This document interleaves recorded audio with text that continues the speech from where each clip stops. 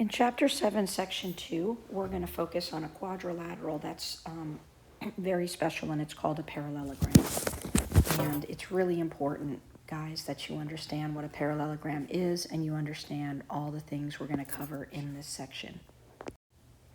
So a quadrilateral with two pairs of parallel sides is what forms a parallelogram.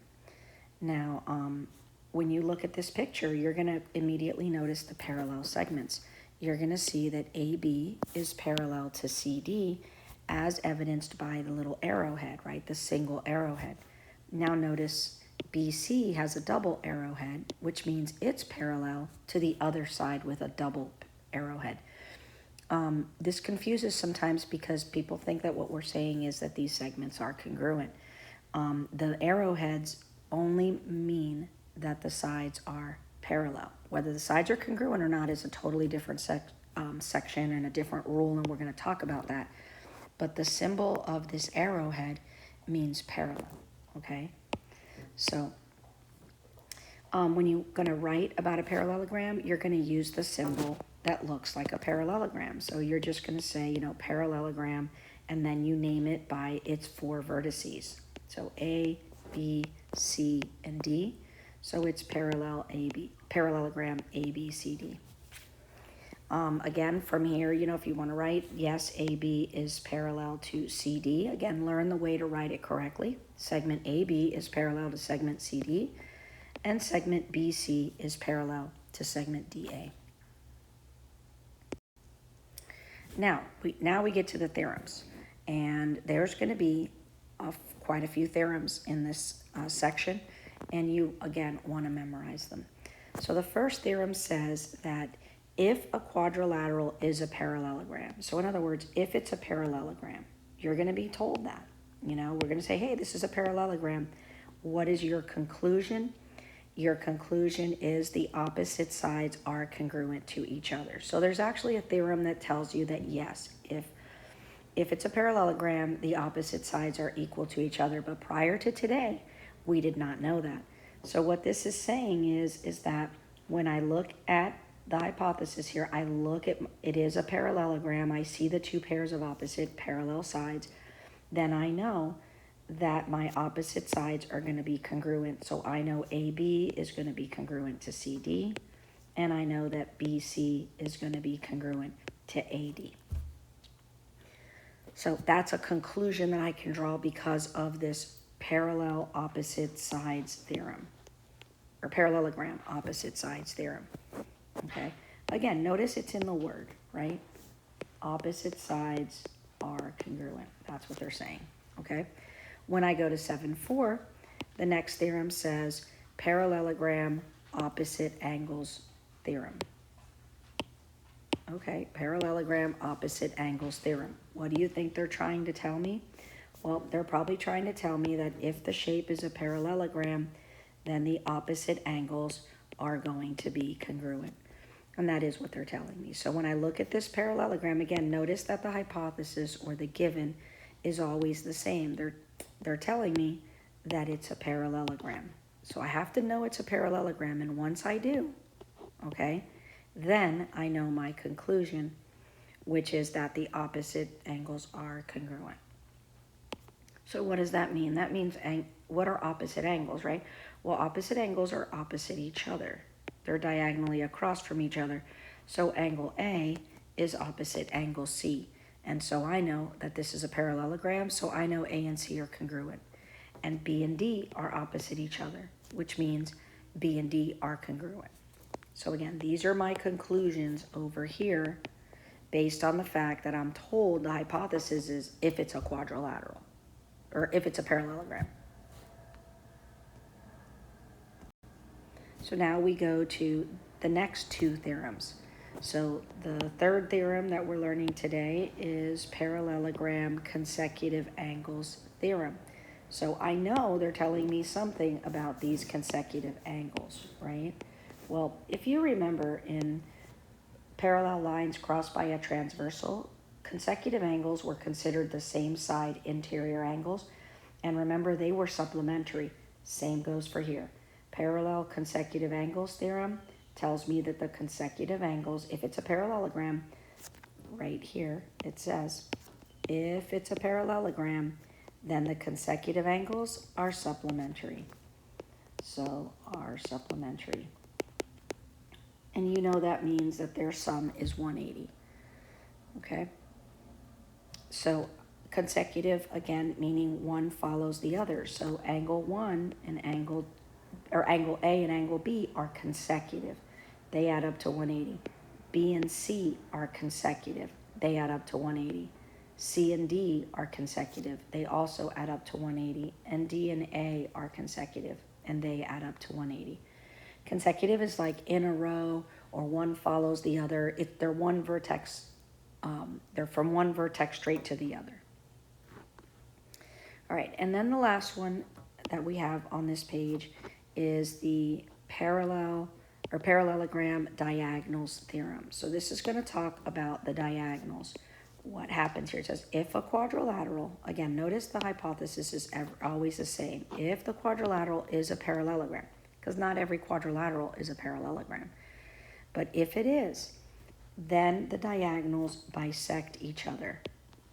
Okay, so by bisecting, remember that means they cross at the midpoint. So the diagonals, for example, in this problem, I know that from A to C, that's a diagonal.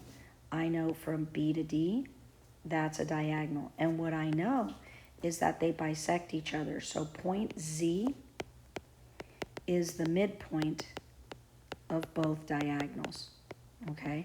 And so think about that. If they bisect each other, it means they cut each other in half. It means they cross at the midpoint. And so what do I know then about that? Well, what I know then is that BZ must be the same as ZD. That segment has to be congruent because Z is the midpoint. And I know that AZ and CZ are also congruent because they are also bisected or split at the midpoint. And so again, that's really important information.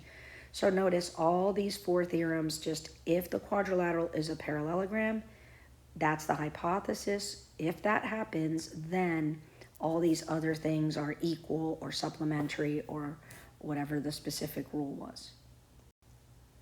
So let's apply some of that, right? So first of all, the basic. It says name all pairs of parallel. This is the symbol for parallel, okay? So all pairs of parallel lines. Well, I know that AB is parallel to CD. So AB, segment AB is parallel to segment CD. And I know that BC is going to be parallel to DA. So BC is going to be parallel to DA. And if your letters are swapped, it's fine. Now it says name all pairs of congruent angles. Okay. Well, first of all, I have to think of just the big ones, right? I know, for example, that this large angle here, right, is going to be congruent to this large angle here because they're opposite. So how do I name that? Well, that's going to be angle. I can start here. Let me just do like B to A to D, right? Kind of. So angle BAD is going to be congruent to angle, and I'll start at D here, DCB. So from D to C over to B. And that's how I would write those because I know those opposite angles are congruent. What other angles do I know are congruent? Well, I know my other opposite angles are congruent. So I know angle B here is going to be congruent to angle D. Now, the reason I don't just say B and D is because notice those diagonals break it into two, and I don't know exactly which one B is referring to. So I have to be a little bit more specific. So I know I'm going to say angle ABC, that's from here to here to here, like that angle, okay, is going to be congruent to angle CDA.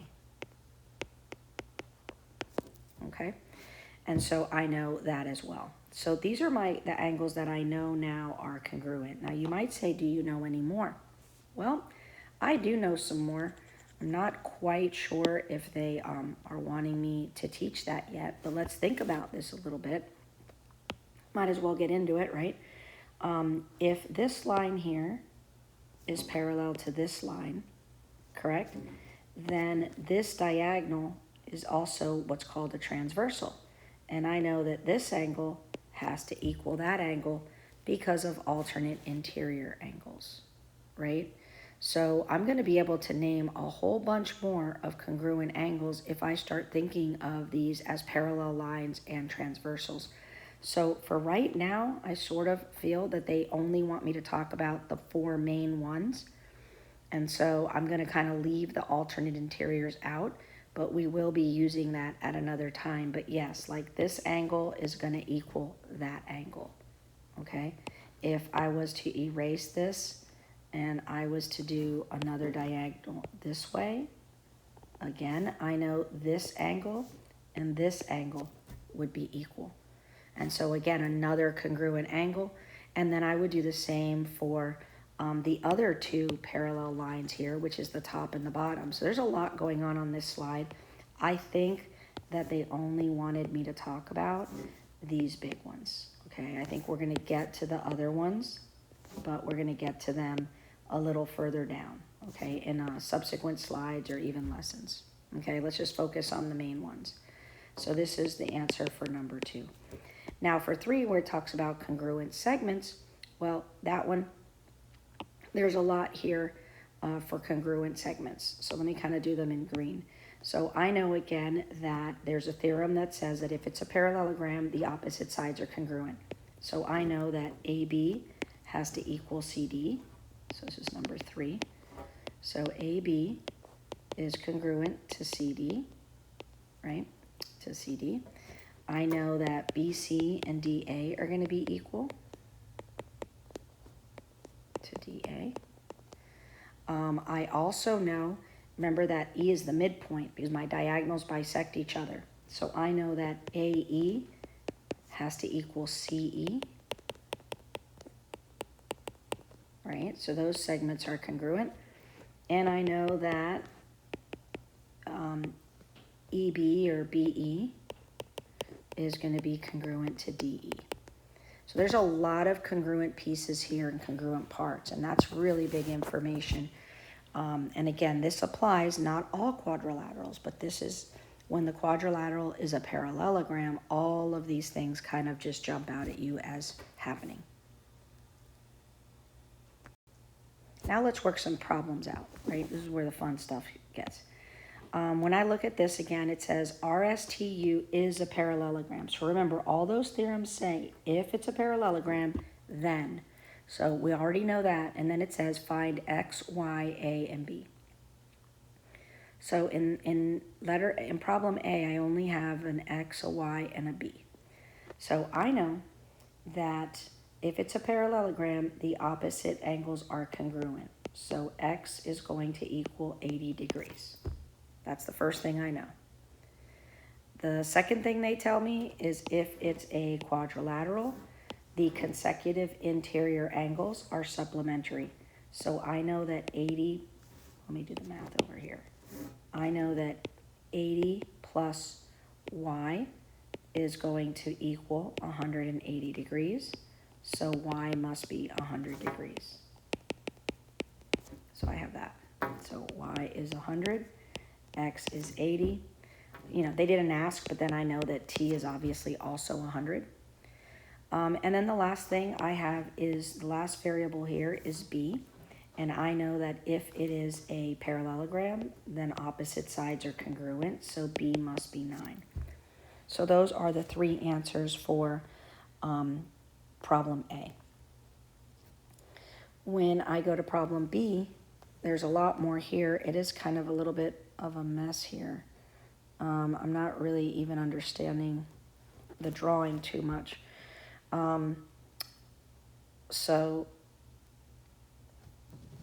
Okay, so X, I'm assuming here, like this is a really weird one, so let me clarify. This large angle here is X, okay? Not the small little piece, but the large angle. So if this is X, then I know that this here is X, right? I'm not really sure what the 1 and 2 mean here. I'm going to assume that that means 12. So I'm thinking that the 1 and the 2, so whatever they meant, this is what how we're going to interpret it. RU is 12 units long. So if RU is 12, I know that A also equals 12. So I know that A is 12, okay?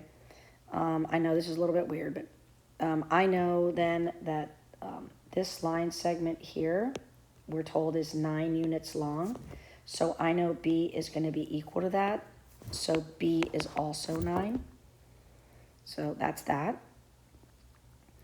And then, okay, so I know, so anyway, so again, I used a couple theorems here. To know that A was equal to 12, I needed to know that in a parallelogram, if it's a parallelogram, the opposite sides are congruent. That's that. To know that B was 9, I knew that diagonals bisect each other, which means that RT is bisected at that midpoint. So R to the midpoint is going to equal the same as the midpoint to T. So 9 will equal B, or B will equal 9. Now let's kind of get to the angles, right? Let's kind of focus on the angles. If I look here, I see that these two angle pairs add up to 45 plus 35, which is 80 degrees, okay? If that's 80, I know the consecutive interior, remember, it's supplementary to that. So if that's 80, I know that angle X, which is the large angle X is this largest whole angle here.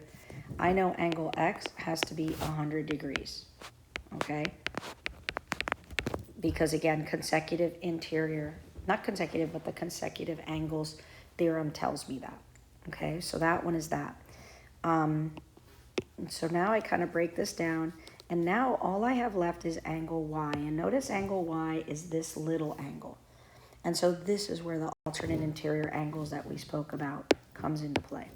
Because here I have RS is parallel to UT. We know that because it's a parallelogram. And therefore, I know that this here is a transversal. So if it's a transversal, I know that alternate interior angles are congruent. Now, the alternate interior angles are formed by the side of the parallelogram and the transversal. So in this case, this angle here is going to equal this angle here. So those are the equal ones. So this is 35, okay? Well, if that's 35, right, we know that this angle here, the whole angle has to equal this whole angle. So I know that this piece has to be 45 as well, and it has to equal 80 as a total angle. But just in case, what I could have done is I could have done a different transversal. What I could have done, or different parallel lines, I could have done RU, and I could have done ST, and notice now if I do the transversal, the angle I know is Y and 45 are alternate interiors, which makes them equal. So Y is 45 degrees. So I could have found it indirectly the other way, but this is the better way, okay? So Y is 45 degrees. And so those are the 4 answers there. Even though I know this was a little bit messy, the drawing wasn't great, okay? And I think I'm having the same problem, obviously, down here with the next one. So let me clean up, and you can clean it up as well. This is 13, and this is 4x, okay? That's what that should look like. So anyway, remember, they tell us that this is a parallelogram. Now, mind you, notice they say RSTU, and they didn't even really write RSTU here, but I'll just do it. Okay, and then it says find X, Y, A, and B. So again, in a parallelogram, the opposite sides are congruent. So 4x has to equal 8, which means x has to equal 2. So I found x. And again, they tell me that the opposite sides are congruent, so I know that 3y plus 4 has to equal 13. So 3y, if I subtract 4 from each side and then I divide by 3, I get y equals 3. And so there was just an x and a y in this problem, no a or no b. And that's it. So that's how we solve these problems. Again, once you memorize your theorems and you know what's equal, you know what's parallel, you know which are opposite angles, that they're congruent, you know consecutive or supplementary, these problems become very easy to solve. So it says find the perimeter of parallelogram PINE if PI is 12 and IN is 8. Well, I can't do that in my head, and I don't think anybody else can or should. So write it out, okay? It's consecutive, so it's PINE. And then you know that PI is 12, IN is 8. Remember that if this is a parallelogram, then we know our opposite sides are congruent, so I can kind of carry forward and know that this side is 12 and this side is 8 as well. So I know my perimeter is going to be the sum of all four sides, so 12 plus 8 plus 12 plus 8, and that's going to equal 40, and that's my answer. So 40 units, okay? I could have just done, you know, perimeter is twice the length plus twice the width. And again, that would have given me 24 plus 16 or 40. And again, that would have been fine. And somebody says, well, what if I draw it different? What if I don't do it that way? Well, as long as you do it consecutively, it doesn't really matter where you start. For example, P, or let me even start so it's different. Let me do P, I, N, E. This is going to be 12. This is going to be 8. Again, it might not look right. You know, obviously the longer side is not 12. But it doesn't really matter in the end because you notice it's still going to have a perimeter of 40. It's not going to change your answer. Okay? Okay, last two sections. It says write a 2-column proof given that ABCD and GDEF are parallelograms. Prove that angle B is congruent to angle F. So what they're wanting me to prove is way over here. Angle B is equal to angle F. That's kind of a lot right now. I can't even think that far ahead, right? We will give you a lot of proofs with parallelograms. So we've got our statements, we've got our reasons, and we're going to work this out together, okay? First thing is we know that ABCD and GDEF, okay, are parallelograms, and that's given. Okay, so first of all, what do I know, right, if something is a parallelogram? Well, if something's a parallelogram, then I know that opposite angles are congruent. So I know opposite angles are congruent, so already start thinking about this. If I know that this angle here equals this angle here, then I have a great starting point for my proof. So I'm going to do for number 2, I'm going to say that angle B is congruent. Now I have to give angle D, I can't just say angle D because angle D refers to 4 different angles here. So it's a vertices for 4 angles. So I have to be more specific. So I'm going to call it CDA, okay? Okay, so are congruent. And the theorem that does is the parallelogram opposite angles theorem. Now the nice thing is the theorems are pretty easy to remember. It's parallelogram opposite side theorem or opposite angle theorem or consecutive angle theorem, something like that. So that makes it kind of nice to remember the name. So again, I know that angle B and angle CDA are congruent. Then I know that angle CDA is also congruent to angle, and let me say, for example, EDG. In other words, from here to here to here. I know these angles are congruent, so let me call it EDG. Now, how do I know those angles are congruent? Well, what kinds of angles are those? Those are vertical angles. So I know the vertical angles theorem. Let me just write it out for those of you that want to see it. Vertical angles theorem. Vertical angles are congruent. So I think you already know where I'm going with this. In step 4, I can now say that angle EDG is congruent to angle F. In other words, this angle here is congruent to this one because of parallelogram opposite angles theorem, right?